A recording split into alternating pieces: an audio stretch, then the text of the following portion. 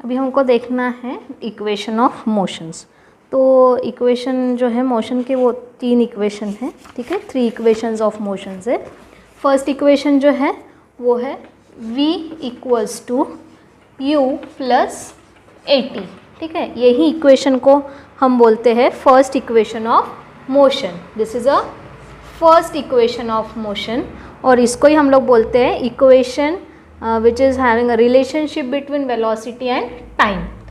अभी सेकेंड जो हमारा इक्वेशन है मोशन का वो है s equals to u t plus half at square.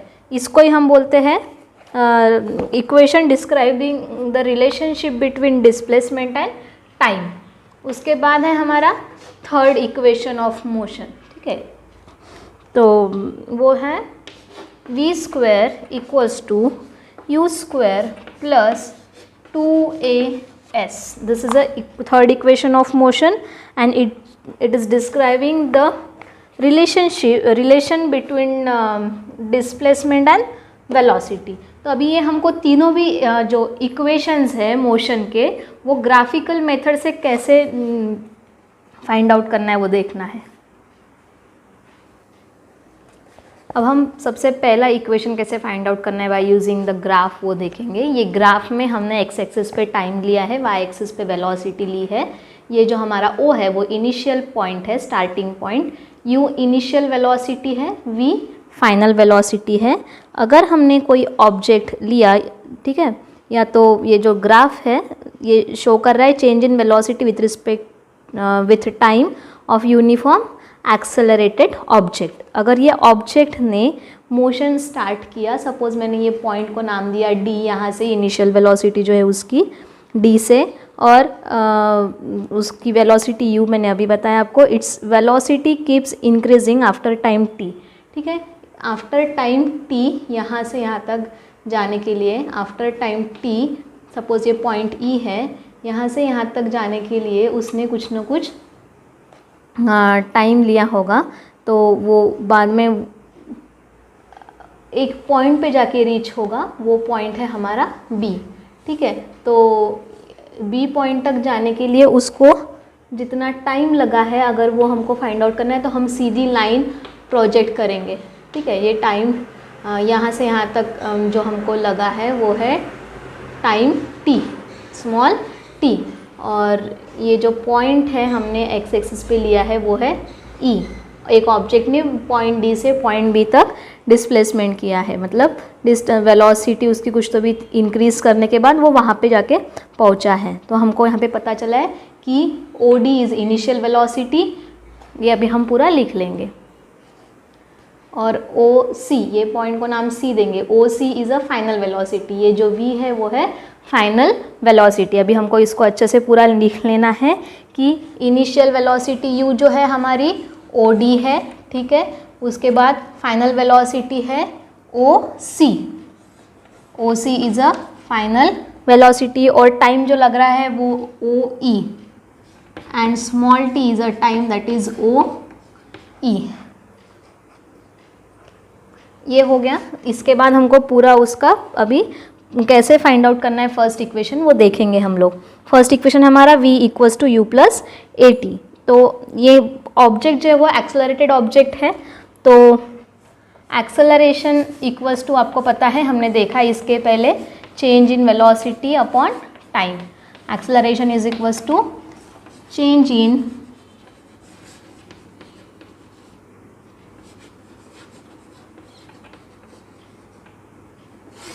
Upon time.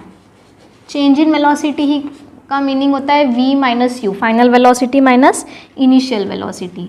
तो यहाँ पे लिख लेंगे final velocity minus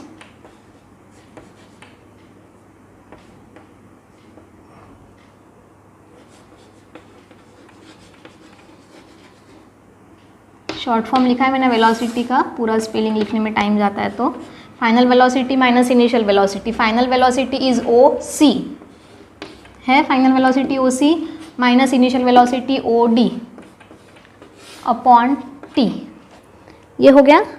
but acceleration जो है हमारा वो कितना है, c इंटू डी।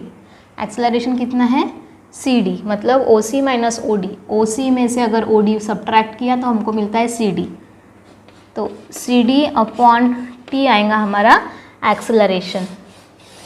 तो यहाँ से सी डी की वैल्यू हमको निकाल सकते हैं।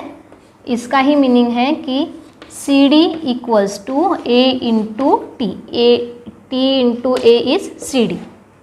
यहाँ से अभी हमने किसकी वैल्यू फाइंड आउट कर ली, सी डी की।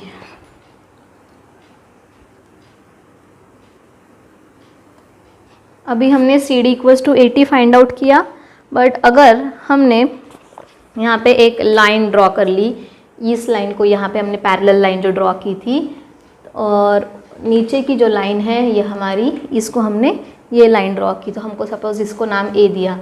डी ए को हमने पैरेलल की लाइन ड्रॉ की सी बी, और सी डी को हमने पैरेलल लाइन ड्रॉ की बी ए।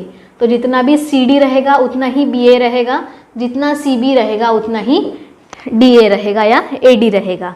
तो अगर हमने ग्राफ में से देखा तो जो लाइन क्रॉस कर रही है बी ई को एट ए, है ना, बी ई लाइन जो है उसको क्रॉस कर रही है एट पॉइंट ए। तो अगर हम ग्राफ में से देखेंगे तो बी ई ही का मीनिंग होता है बी ए प्लस ए ई। बी ई का मीनिंग होता है बी ए प्लस ए ई।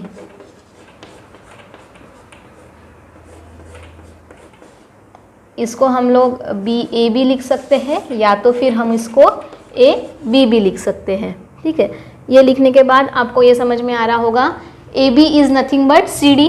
ठीक है, ग्राफ में से ए बी इज़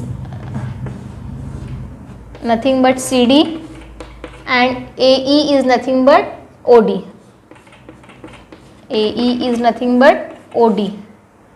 तो ये इक्वेशन हमारा है बी ई, मतलब ये पूरा ओ सी, बी ई का ही मीनिंग होता है ओ सी, पैरेलल है वो एक दूसरे को, तो बी ई की जगह हम ओ सी लिख सकते हैं। ठीक है, और वो ओ सी ही जो है हमारा बी ई जो है वो क्या है, फाइनल वेलोसिटी। तो हम उसको डायरेक्टली वी लिख देंगे। ए बी के जगह हमको क्या लिखना है, सी डी, प्लस ए ई के जगह हमको ओ डी लिखना है क्योंकि ओ डी उसको पैरेलल है। सी डी जो है हमारा 80 हमने इसके पहले ही फाइंड आउट करके रखा है, प्लस ओ डी जो है हमारा वो है u। तो हम इसको ऐसे लिख सकते हैं v is equals to u plus 80। ये सब एडिशन में है तो हम ये टर्म पहले और ये टर्म बाद में लिख सकते हैं। This is our first equation of motion. ये है हमारा